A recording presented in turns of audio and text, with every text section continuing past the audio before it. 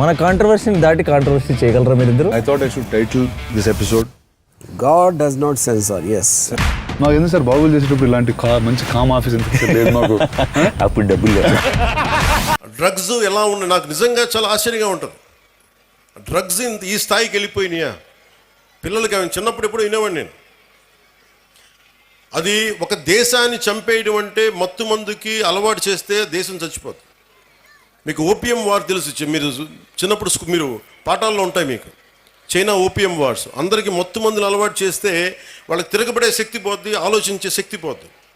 అందుకని మనం ఇది ఎవరన్నా సరే ప్రణాళికతో చేస్తున్నారా, ఇది ఎవరైనా ప్రణాళికతో చేస్తున్నారా లేదంటే ఇది యాక్సిడెంట్గా జరుగుతుందని ఒకసారి దీని మీద దృష్టి పెడతాం.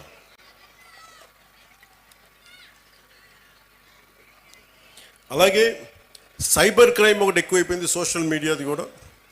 అది మీ బిడ్డలకు కూడా మీరు చెప్పాల్సిన తల్లిదండ్రులుగా చాలా బాధ్యతగా సోషల్ మీడియాను వాడాలి. ఈ మధ్యనే ఆస్ట్రేలియా గవర్నమెంట్ కూడా ఏం చేసిందంటే 16 ఏళ్ళ వయసు ఉన్న వరకు అసలు సోషల్ మీడియా అకౌంట్స్ ఓపెన్ చేయకూడదని పెట్టారు. అలాంటివి కూడా ఆంధ్రప్రదేశ్ ప్రభుత్వం, భారతదేశ ప్రభుత్వం ఆలోచించేలా మేము చర్యలు తీసుకుంటామని తెలియజేసుకుంటాం.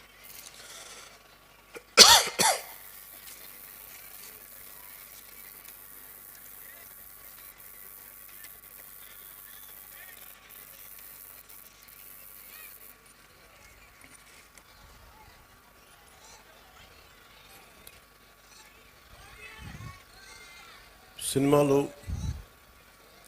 మీరు ఇందాక నా పేరు అరుస్తూ ఉంటే ఒకటే చెప్తాను, మీకు హీరోలు అనేవాళ్ళు ముఖ్యంగా విద్యార్థులు చెప్తున్నా, నాకు అధ్యాపకుల మీద నాకు చాలా గౌరవం, నాకు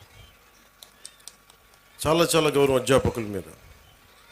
మీరు ఊహించుకోండి, మీ అమ్మా నాన్న ఇంట్లో ఉన్న 2-3 బిడ్డల్ని రోజు చూసుకోవాలంటేనే ఎంత కష్టపడతారు. అలాంటిది పాప అధ్యాపకులు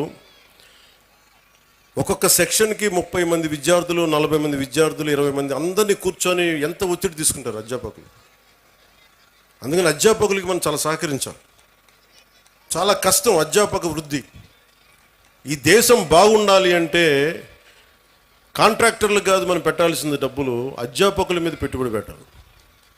అధ్యాపకులను గనక నిజంగా గనక బడ్జెట్ పెంచితే, అధ్యాపకుల మీద కనుక పెట్టుబడి పెడితే, వాళ్ళ కనుక నిజంగా విలువలతో ఉన్న అధ్యాపకుల్ని బయటికి తీసుకెళ్తే ఈ దేశం చాలా అత్యంత అద్భుతంగా ఉంటుంది.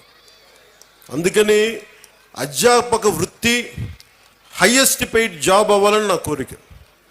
ఆ రోజు జరుగుద్దా నాకు తెలియదు, కానీ నా ప్రయత్నం నాకు చేస్తాను. ఎందుకంటే నాకు చిన్నప్పుడు టీచర్స్ నాకు నేర్పించిన పాఠాలే. ఒక టీచర్ నాకు దేశభక్తి గురించి చెప్తే, ఇంకో టీచర్ నాకు సైన్స్ గురించి చెప్పాడు.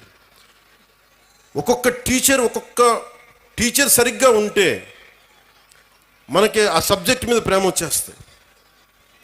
సో టీచర్స్ కూడా నా విన్నపం, నాకు తెలుసు మీకు ఎంత కష్టాలు ఉంటాయో. మీరు నలిగిపోతూ ఉంటారు, పిల్లల్ని చెప్పి అలిసిపోయి ఈ పిల్లల్ని కూర్చోబెట్టిలోపు 5 మంది లెగుస్తూ ఉంటారు, మీరు అలిసిపోతారు. పోషకాహారం మీకు కూడా కావాలి. నిజంగా నాకు అదే అనిపిస్తుంది, ఎందుకంటే అలిసి నేను సభల్లో మాట్లాడుతూ గొంతు అవిసిపోతూ ఉంటుంది నాకు. సో పోషకాహారం పిల్లలకే కాదు మీకు కూడా కావాలి. మీకు కూడా వైటమిన్ డెఫిషియన్సీ ఉందా, మీకు కూడా ఒకసారి వైటమిన్ డెఫిషియన్సీ ఉంటే విసుగు వచ్చేస్తుంది. సో అది కూడా చూడాలని నేను కోరుకుంటా ఉన్నాను.